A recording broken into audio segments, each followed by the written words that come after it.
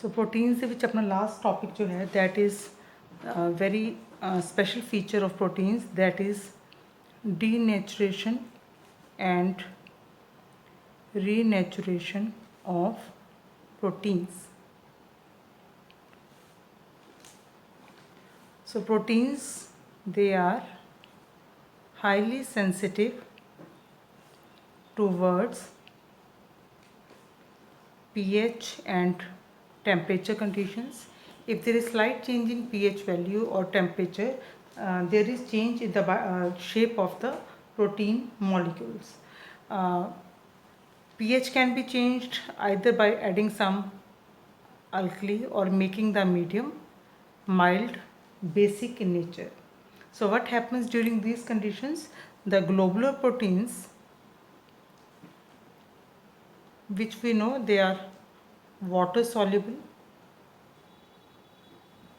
they undergo change through which they are converted to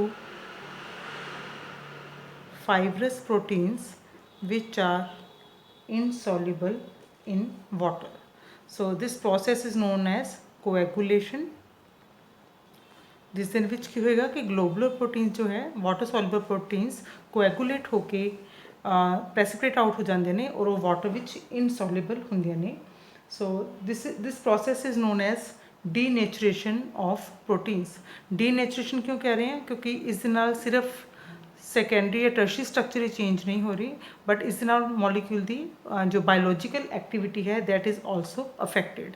so this change in the secondary or tertiary structure brings the loss in biological activity of the protein. So that's why these proteins are called denatured protein.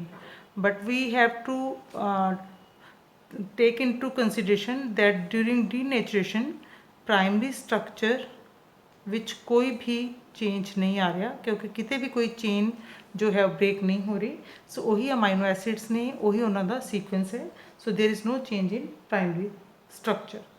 और इस अगर अस example लीए तो एक example ले सकते हैं egg का जो वाइट पार्ट है जो अस इसनों हीट करते हैं बॉयल करते हैं तो हीट करने तो पहलों की होंगे अगर अस इसनों हिला के देखते हैं तो इस दे विच लिक्विड होंगे. So it is having protein which is water soluble मीनस globular protein. और जो अस इसनों बॉयल करते हैं एग ਨੂੰ तो उस जो वाइट पार्ट है वो सॉलिड हो जाता है तो और वो प्रेसिपिटेट आउट हो जाता है या असी कहने कोएगुलेट हो जाता है तो वह फाइबरस प्रोटीन के विच कन्वर्ट हो जाता है and now it is insoluble in water.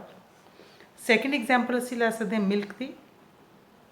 So milk ਨੂੰ ਜਦੋਂ ਅਸੀਂ बॉयल करते हैं इन प्रेजेंस ऑफ एसिड वो एसिड असी किस तरह पाने either by adding lamin juice और टारटेरिक एसिड. तो उस दे विच भी प्रोटीन्स ਜਿਹੜੀਆਂ ਪਹਿਲਾਂ ਪ੍ਰੈਜ਼ੈਂਟ ਸੀ ਉਹ ਕੋਐਗੂਲੇਟ ਹੋ ਜਾਂਦੀਆਂ ਨੇ.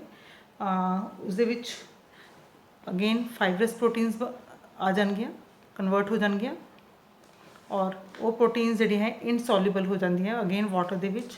तो पहलों प्रोटीन्स सॉल्युबल सी मिल्क विच हुण इनसॉल्युबल हो गई जिस दे नाल साडे कोल जो है चीज़ बनता है. तो असीं इसनूं कहने कि प्रोटीन्स कोएगुलेट हो गई हैं. जो globular protein see that was lacto albumin protein. So it was globular protein and after addition of acid on heating it is converted to fibrous one और इससे नाल चीज़ बन जाता है. So earlier it was thought कि जो denaturation है it was assumed to be irreversible process जिस दे विच कि जिहड़ी बॉन्डिंग्स ने बॉन्डिंग्स किहड़ियां चेंज होंदियां ने जिहड़ियां नॉन पोलर इंटरैक्शन है वंड वाल फोर्सिस हो गई या इलैक्ट्रोस्टैटिक जिहड़े आपां पहलों पढ़िया ने या फिर हाइड्रोजन बॉन्डिंग. सो पहलों की सोचा जाता है कि इरिवर्सिबल प्रोसेस है but now it has been found कि कुछ केसिस विच द प्रोसेस इज़ रिवर्सिबल.